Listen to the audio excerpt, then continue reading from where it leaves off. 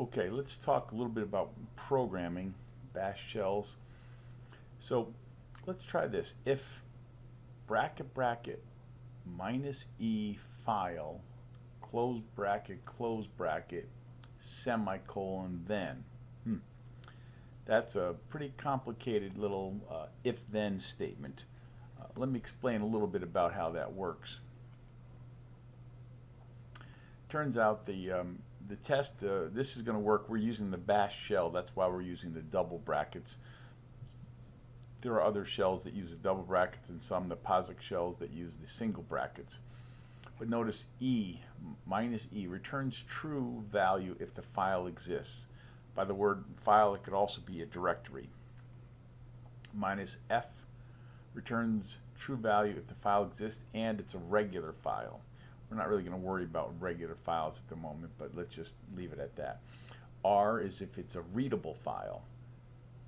W is if it's a writable file and also exists. X, it's got to be an executable.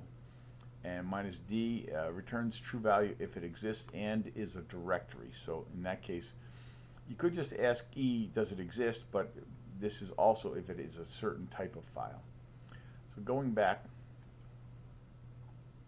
I might write this program. Notice I have the hashtag exclamation point, that's a shebang, /bin/bash. Just to clarify, I'm using the bash shell. Just in case there are other shells available, I want to make sure I know which one I'm using. Now I have a printf. We'll determine if ls-l has been saved in a listing.txt. So I want to do an ls-l that saves to a file called listing.txt.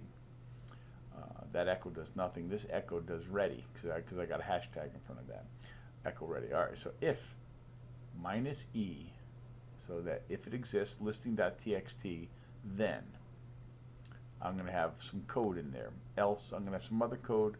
If statements end with a phi, the opposite of if. Of course, that semicolon, we'll see, that's the equivalent of an enter key. So I could have done if the conditional and then have the word then on the next line. I didn't do that, but I could.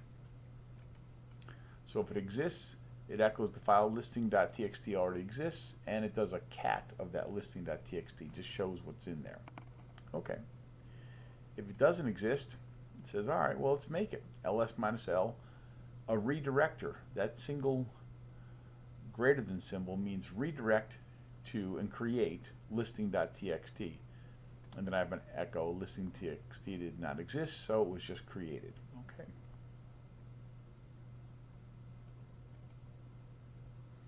Now, I can do the same thing with, I echoed down with part 1, here's my part 2. If minus E test, so it's actually testing not a file, but if the test directory exists. If it does, it echoes that it exists. Else, it's going to say, okay, let's make a directory called test, and then copy listing.txt to test. Echo test directory created, listing file copied. So that's what it's doing there. Now, from a practical purpose, the name of the program I have here, let me do cat lsf.sh. That's what I decided to call it. And you can see here, I've made a few changes to it. Maybe I should actually do nano instead. Take a closer look at that. I've rewritten it a little bit. I have a file listing.txt. It's a little bit different.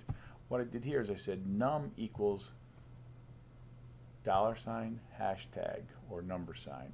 So that's the number of parameters. If the number of parameters is greater than 0, that means I got at least one, then I'm going to say file equals $1, the first parameter. So this gives me a little flexibility in the file. If I don't want it to be listing.txt, I can change it to whatever the first parameter is going to be. Now, instead of saying if exists listing.txt, like I did back here, you can see that line, if minus e listing.txt, I'm calling it $file. So if that exists, then I'm going to cat the file. Else, if it doesn't exist, I'm going to do ls-l redirector to that file, and then I'm going to cat it.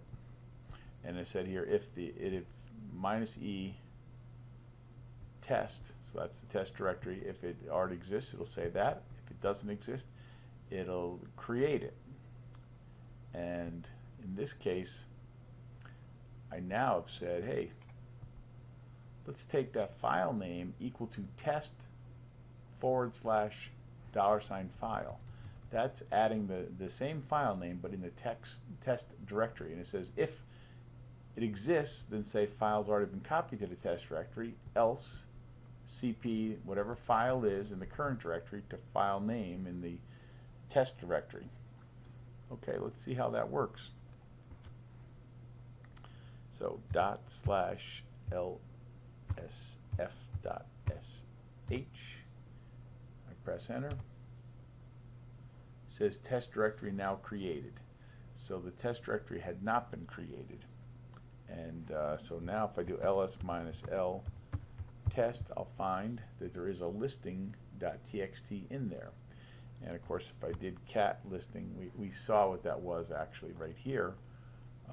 It gave me the cat listing of everything. If I did cat test /listing.txt, I'll see the same data right in there. So that's how that works.